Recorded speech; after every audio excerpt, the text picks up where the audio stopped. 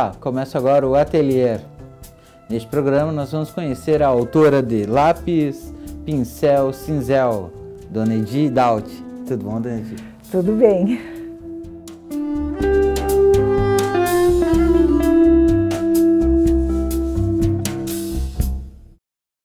Dona Edi, fala pra gente como a senhora começou então nas artes plásticas.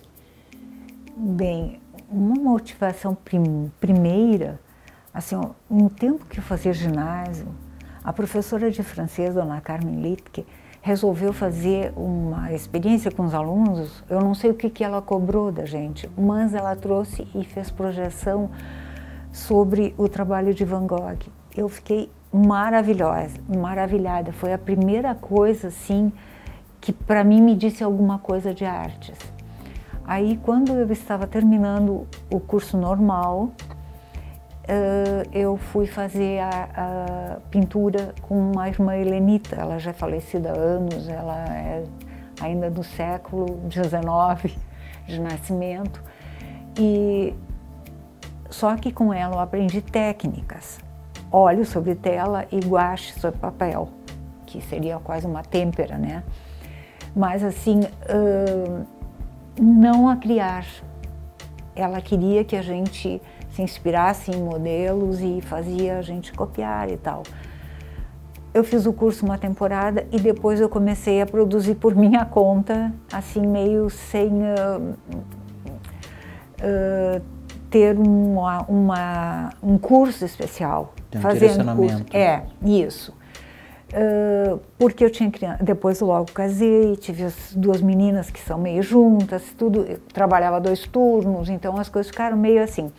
Fiz N cursos, assim, com Ledel, Rodolfo Ledel, de desenho, fiz cursos de pintura em Porto Alegre e aí aos poucos fiz um curso no Ateliê Livre de Porto Alegre com Paulo Porcela, que é aquele que tem aqueles painéis contando a história dos jesuítas. Fiz 1 ano com ele, depois 2 anos com a Carmen Vieira. Aí sim eu aprendi a criar, realmente fazer alguma coisa diferente. E como nós somos 2 professores, meu marido também é professor, eu tinha 2 filhas na faculdade. Eu não tinha como entrar naquele momento na faculdade. Aí, quando as minhas filhas se formaram, a minha última filha se formou, no mês que ela fez a formatura dela, eu fiz o vestibular e fui fazer meu curso. Que era uma coisa assim que eu já vinha, eu sabia muita coisa, porque eu tinha feito N cursos, só que os meus conhecimentos eram assim, ó, soltos, sabe? Não havia uma linha de organização neles. Eu tinha muita coisa, eu sabia muita coisa, eu fazia echarpes de seda e voal, eu fazia trabalhos em tela e trabalhos que eram criativos. Comecei com a primeira série, porque eu gosto de fazer em série. Quando eu começo com uma ideia, eu tenho que esgotá-la. Então, a primeira série que eu fiz chamava-se Universos. E sempre havia alguma coisa de céu e movimentos dentro desse trabalho. Eu expus em vários locais, eu vendi e assim se seguiram várias séries. Depois eu fiz uma série que partiu desta, com panos colados sobre as telas, formando coisas. Com uma tela dessas, com panos colados, eu consegui, eu tirei, o Carlos Galo, que tinha a Galeria Gestual em São Leopoldo, organizou para a revista Rua Grande, no dia dos destaques do ano, uma exposição com os artistas leopoldenses. E ele me chamou.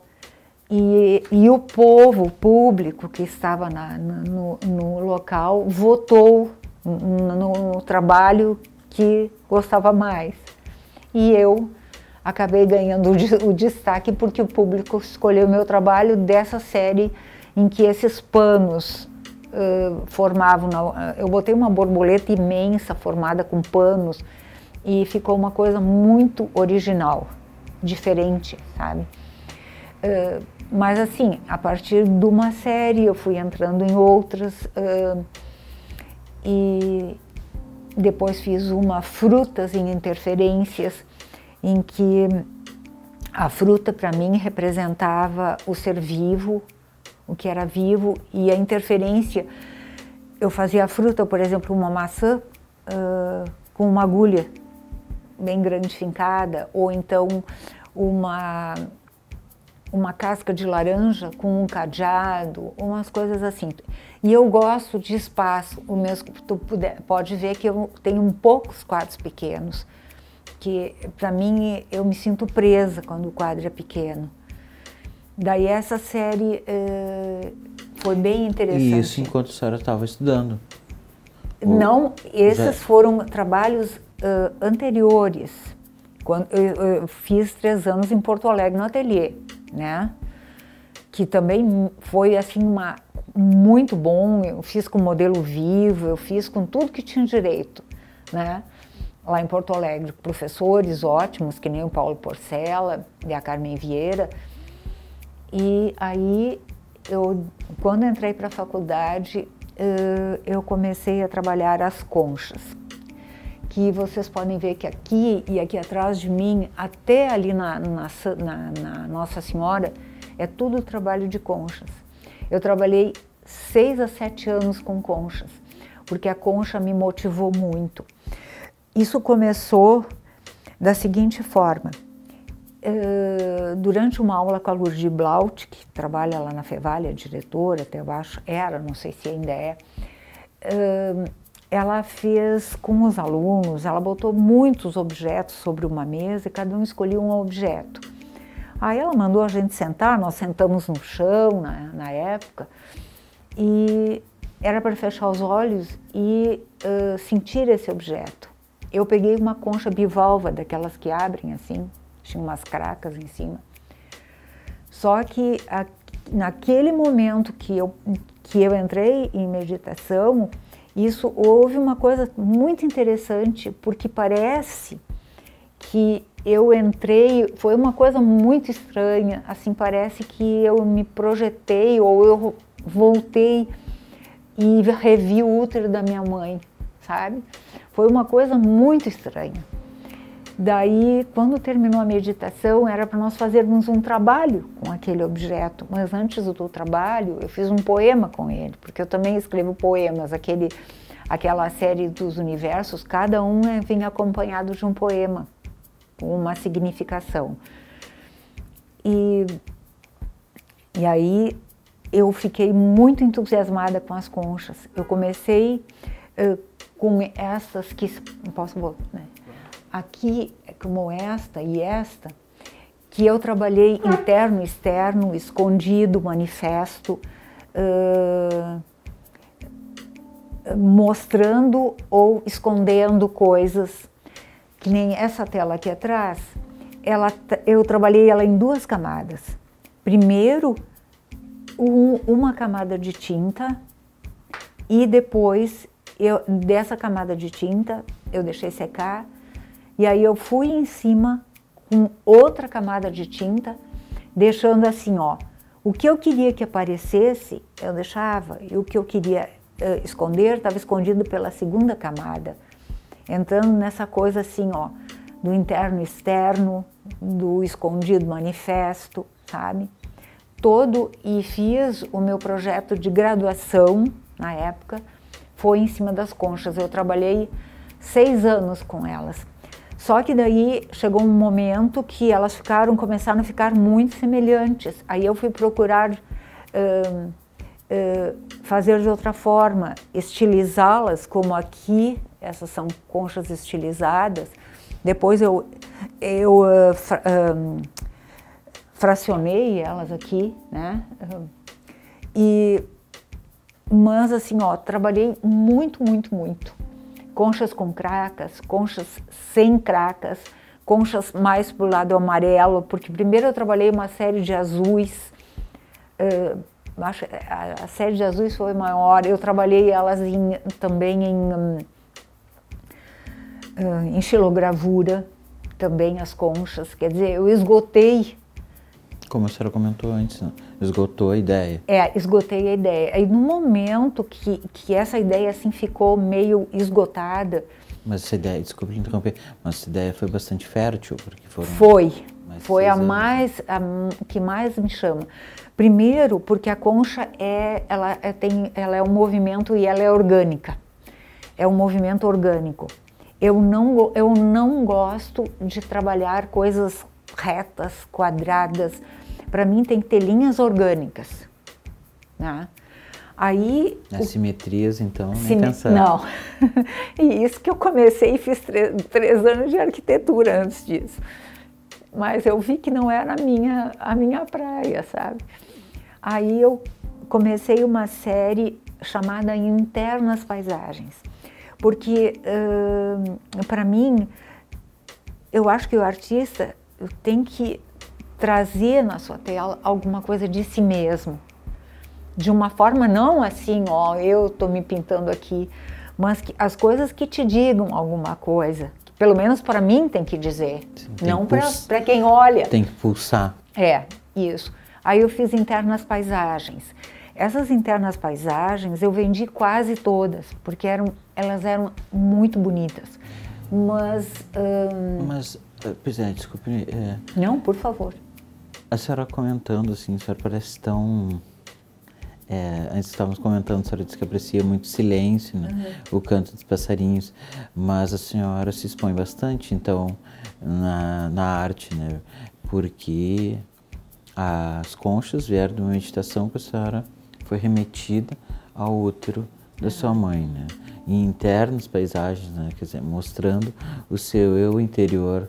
Então a senhora se expõe bastante, de uma maneira, da forma como eu estou vendo, de uma maneira silenciosa, uma maneira mais tímida, mas se mostra bastante, então, para o público. Sempre, porque depois eu tinha feito, eu fiz Internas Paisagens e depois fiz portais. Eu só tenho um aqui, que está lá em cima do armário, ó. Eu fiz portais, são passagens na vida, sabe? Eu também vendi quase todos porque eles são muito suaves, as cores. Esse até é bem colorido, mas como as cores eu fiz mais azulados, mais suaves, e todos eles trazem uma mensagem daquelas passagens que tem na tua vida, até porque são ciclos, não é? Até as próprias séries também fecham ciclos, né? Então isso é uma coisa, para mim, eu tenho que buscar alguma coisa que está escondido e manifestar. São mais ou menos por aí. Sim. A linha de trabalho. A senhora comentou no início que a senhora descobriu a arte, de certa forma, com Van Gogh. Quais são outras referências que lhe inspiram, além do Van Gogh? Eu gosto muito do Turner, que escreve Turner, né? Adoro porque ele foi assim muito precursor do abstracionismo. Quando Kandinsky, gosto do trabalho do Kandinsky, amo os escritos do Kandinsky, mas assim, ó, o Turner, ele veio lá muito na fase do romantismo, depois do neoclássico, na fase do romantismo, e ele trouxe, ele fazia aquele barco que estava engolido no meio da tempestade. Ele fazia uma paisagem que ela estava escondida de uma certa forma, e isso me agrada demais no trabalho dele. Há um filme sobre a vida dele em que mostra que ele não foi compreendido muito no final ali da vida dele, quando ele começou os trabalhos abstratos, né? Os salões não receberam muito bem. Aliás, quase todos os artistas que se projetaram foram primeiro porque as pessoas têm dificuldade de aceitar a mudança. Então, estávamos falando no Turner, né?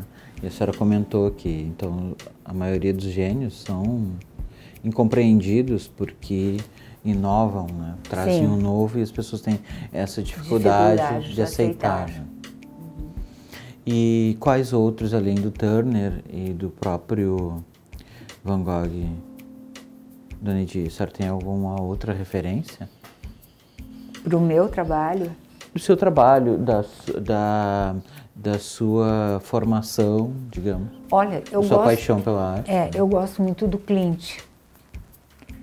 Tem aquele famoso beijo, né, do Klimt.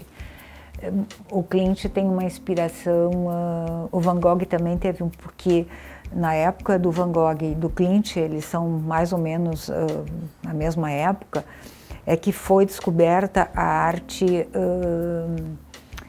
japonesa, a arte oriental, de uma certa forma. O Ocidente se deu conta da arte, então ambos têm um pouco de influência. E no ateliê aqui, Dona Edir, a senhora recebe muitos alunos? Como é que... Eu construí esse espaço há 29 anos já. Porque eu comecei dando aula dentro de casa porque me pediram. E eu tive muitas alunas, de eu dar aula todos os dias da semana e até em sábados. E agora, em 2015, 2014, meu marido ficou bem doente.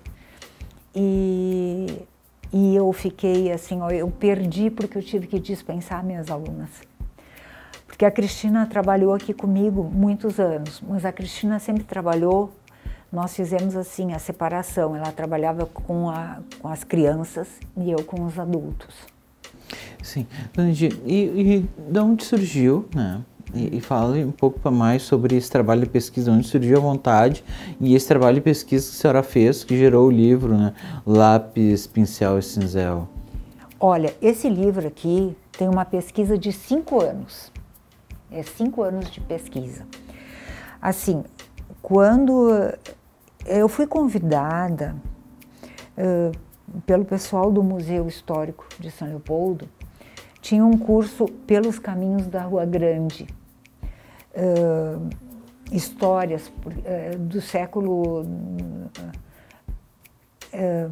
pelos caminhos da Rua Grande republicana seria, no século XX seria. E muitos professores foram, 18 professores, se eu não estou enganada. O curso era em sábados, um professor dava o sábado de manhã e outro professor o sábado de tarde. Cada sábado eram 2 professores diferentes, a gente foi atingindo várias áreas de conhecimento. E eu fui convidada para falar sobre arte em São Leopoldo. Até foi o Dr. José Carlos Egras, que era presidente do Museu Histórico. Aí, no momento, o curso virou um livro, que não é este, virou um livro com o mesmo nome. E cada professor ganhou, acho que eram 12 ou 14 páginas, para trabalhar o que tinha falado durante uma tarde ou uma manhã. Bem, aí no dia do lançamento desse livro, o Dr. José Egers disse para mim: nós não temos nada registrado sobre arte em São Leopoldo. Não existe uma palavra aqui no museu que fale de arte em São Leopoldo. Tu tens condições, por que tu não escreves alguma coisa? E eu tinha feito uma baita de uma pesquisa, porque eu fiz um recorte dos últimos 25 anos do século XX, né? Na palestra. Eu não fui para trás, porque tinha que pesquisar muito, eu fui convidada, eu tinha um prazo para apresentar isso. Então eu fiz um recorte de 25 anos. Aí ele me falou isso e eu disse: mas isso é uma coisa, eu não sei se eu estou preparada para isso, para escrever e tal. Mas sabe quando a ideia vem e fica, né, assombrando? A semente foi plantada. E eu comecei a pesquisar E eu pesquisei, como eu tenho descendência italiana, de origem, esperafico italiano, eu sou de casa. Eu tinha curso de italiano, mas eu não tinha nada, não entendo nada de alemão. Então, eu fui para trás até onde os jornais me permitiram. Quando vem o Deutsche Post, que o jornal, acho que é isso que se diz, não sei, eu não tinha como ver o que estava se passando em artes anteriormente. Mas eu levantei desde 1935, por aí, os jornais todos, eu olhei todos os jornais. Inclusive o VS, eu olhei da fundação até, porque eu me propus a fazer até o ano 2000, até dezembro de 1999. Eu olhei todos os jornais, eu folhei eles todos. E aí o método era assim, fotografa, não lê. Era arte, fotografa e não lê. Eu chegava em casa e fazia uma triagem. Jogava no computador, ia ler todos os artigos. Eu tenho um banco de dados imenso.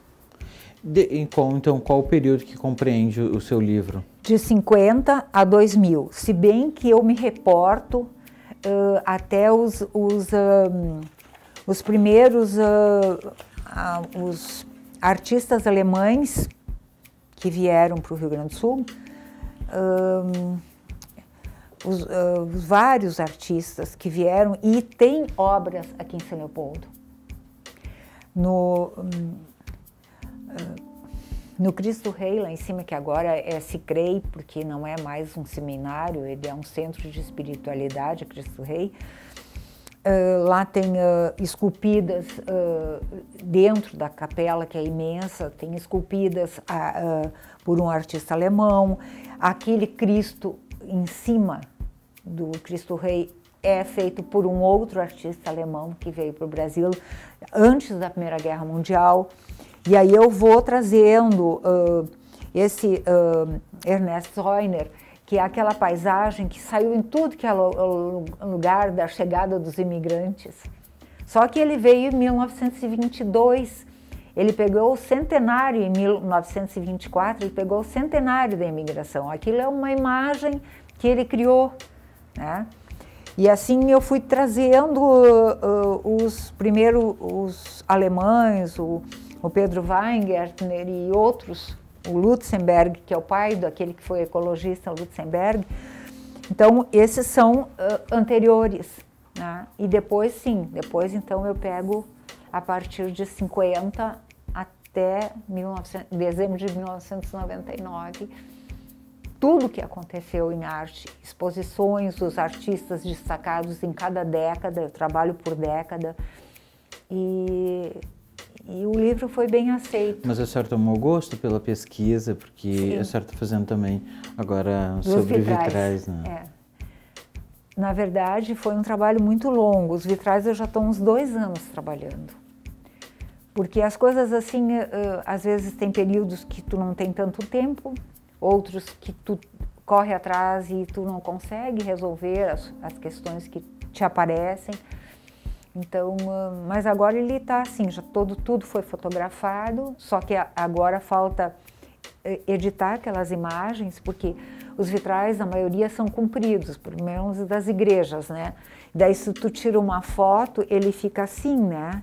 Quando tu tira, tu tem que depois trabalhar no Photoshop para ele ficar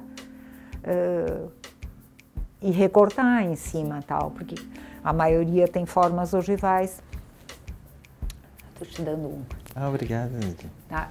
E aí, mas enfim, eu gostei de fazer a pesquisa. Acho que aprendi muito sobre São Leopoldo de uma maneira geral, e agora com esse outro trabalho eu estou aprendendo mais ainda sobre São Leopoldo. Porque como eu levanto a história, por exemplo, eu trabalhei um exemplo, a Capela de São José, que tem vitralista alemão, maravilhosos os vitrais. Mas eu contei a história do colégio desde a chegada das irmãs que ficaram numa casa lá onde é a Unicinos agora, antiga, né, até fazer até o momento agora. Então, a história de todas as mudanças dentro da coisa vão estar junto com a história dos vitrais. Pelo menos estou tentando fazer. Falta coisas ainda. Dona Edi, fala pra gente, então, temos uma pergunta tradicional no programa. Sim. Que é arte para a senhora?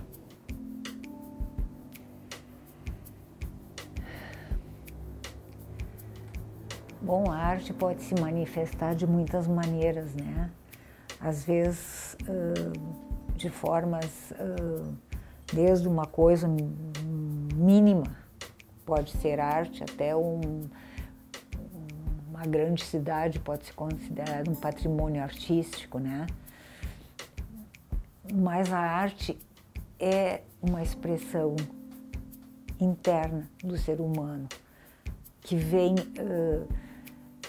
não tem o artista que não deu um pouco de si, não mostrou a si mesmo através...